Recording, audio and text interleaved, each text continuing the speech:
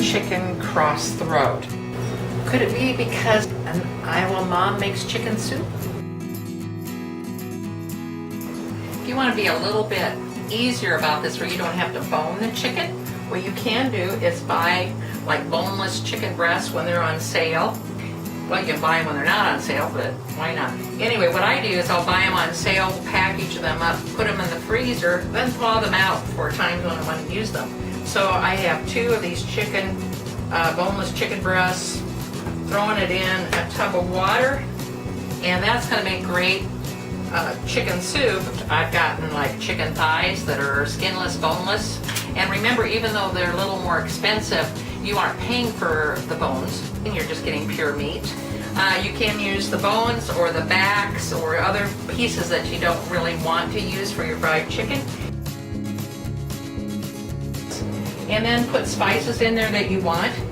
I always like to add some parsley because of the nutrients involved, and then it also adds a little bit of color. Well, I've just decided I am going to also add a little bit of minced garlic. Love this stuff because it's ready to go. I don't have to get out a garlic press. And that will add a lot of flavor to the plate. I'm going to also set the timer so I don't forget that I've got that on high. You can kind of see it bubbling up right there. What we're going to do is turn it down to a low. We're going to let it simmer.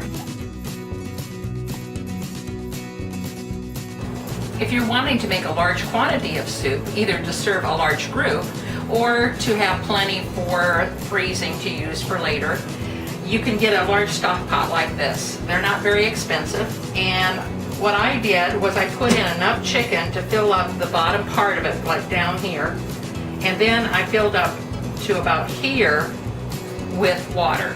Now I will season all of this, and because I'm using a larger quantity of water, of course I'm going to add a lot more of the seasonings. So, but we will let it simmer about the same amount of time. It's going to take about an hour and a half.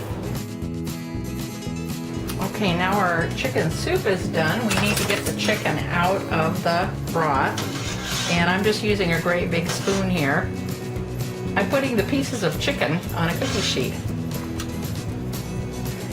Now to get the meat off of the bones, I like using a big cookie sheet like this because then I can separate out what I do want and what I don't want. And I'm going to start by pulling that skin off. And the stuff I don't want, I'm just going to shove up in that corner. And the stuff I do want, I'm going to put in that corner. And then I just, since it's hot, I'm using a couple of forks instead of my fingers to pull that meat apart. And where it is so very tender like this, you don't even need a knife to cut it. It just kind of tears apart. Taste it. If it needs a little bit more flavoring, then you can add it at the time where it's all cooked. Okay, once you have your chicken soup made, you could eat it that way, or you can add all kinds of things. Some possibilities: peel potatoes and cut those up into chunks. You can put in carrots and cut those all up. You will have to allow time for that to cook. Another option, though, is just to reach in your freezer. Of course, you have to buy them first, but anyway. And so you can find things like this in your freezer section at the grocery store. Throw this in, and it really doesn't take that long at all. It takes about 10 minutes for it to thaw in the hot broth, and it makes a delicious soup. Another option is that you can use store-bought noodles. You can even use something like this. In the frozen section, they have bags of noodles. If you'd like to learn to make your own noodles and to put in your chicken soup, I do have a video for that. So watch an Iowa mom makes noodles.